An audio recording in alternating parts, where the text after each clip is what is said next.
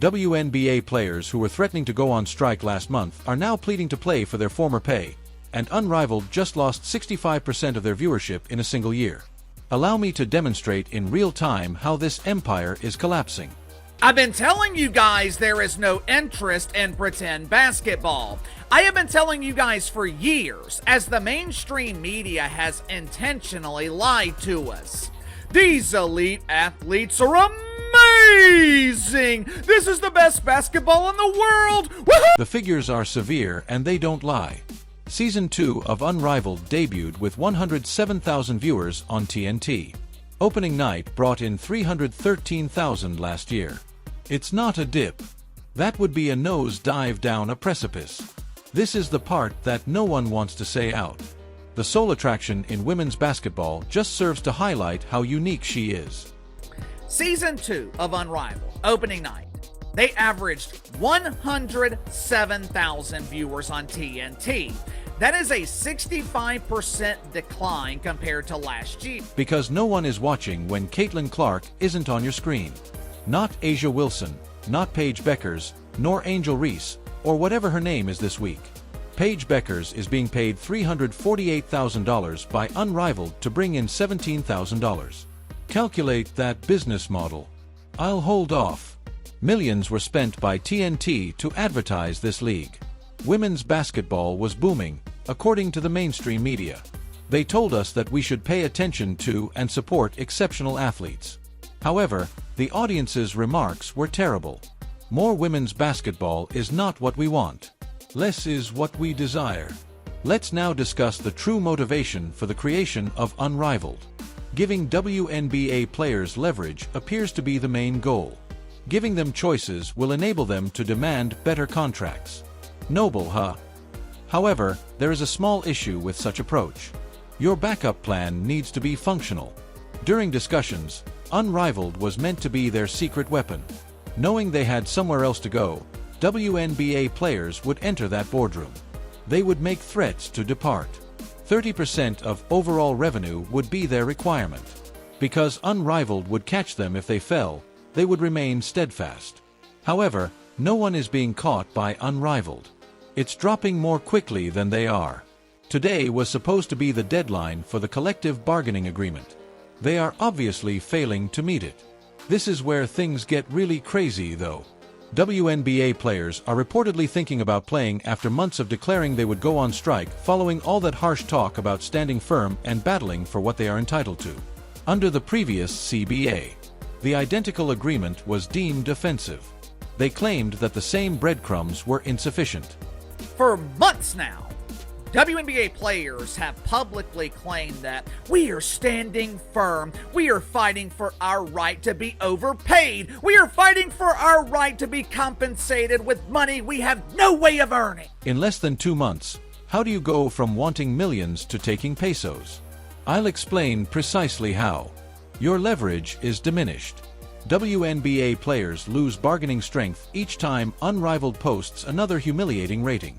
The athlete's position deteriorates each time TNT management see those figures and doubt their investment. They were awarded 50% of net revenue by the NBA. That's what's left over after spending. Sounds reasonable for a league that has been losing money for 30 years in a row, doesn't it? WNBA players, however, rejected it. 30% of gross sales is what they seek. That is the sum before costs are deducted. The league would lose $700 million under that plan, which is more than they have lost in their 3 decades of existence. Allow me to explain this madness. They are being offered contracts for millions of dollars by the league. That's exactly what they requested in the first place. However, they would prefer to play for their previous salary than accept what they first demanded, since they are now so entitled, obstinate, and self-assured. The power provider does not take beliefs as money, as far as I can see.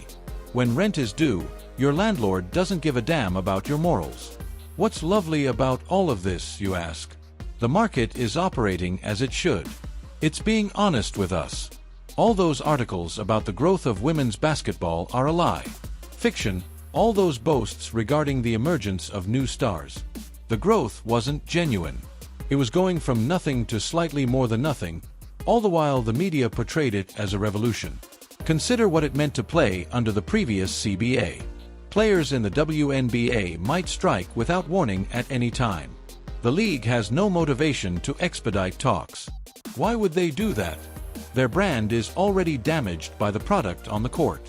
Let these players demonstrate to everyone how interchangeable they are. Allow them to stroll. Watch what transpires. This is what everyone is thinking, but no one is saying. NBA subsidies are the only thing sustaining the WNBA. Owners who are billionaires have shown patience. They have put millions of dollars into a league that only produces setbacks, grievances, and issues. However, there are limits to that patience.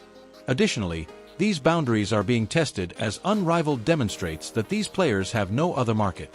Nisa Collier is free to discuss sustainability for as long as she wishes.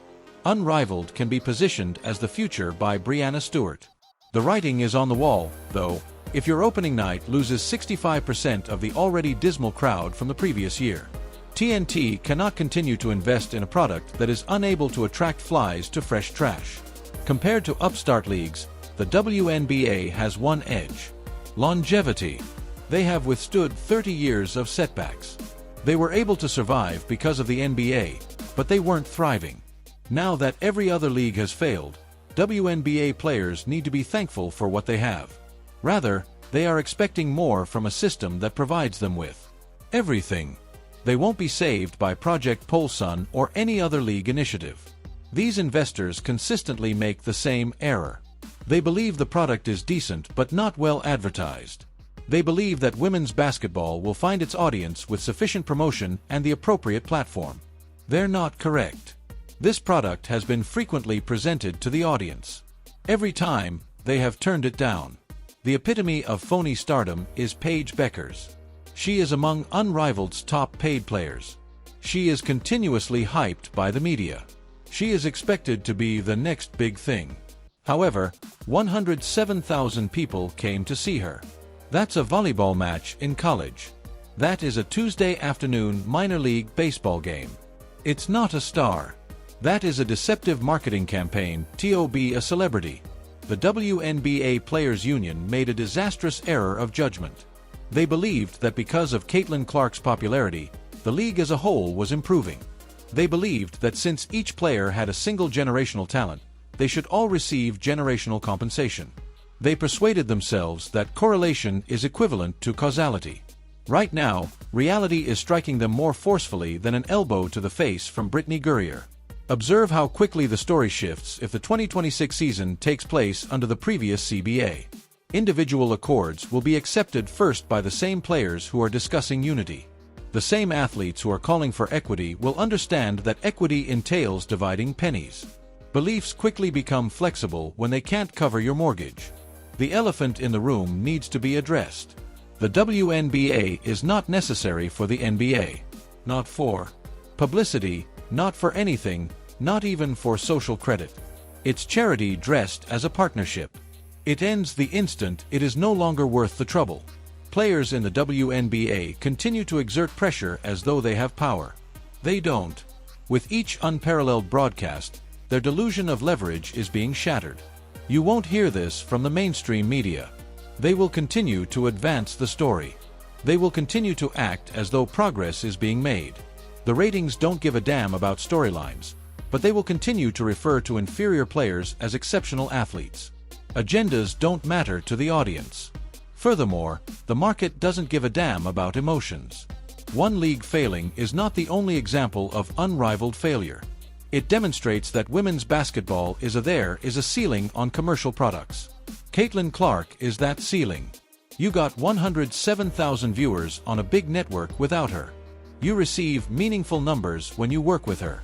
The biosphere as a whole collapses back into irrelevance when she is removed.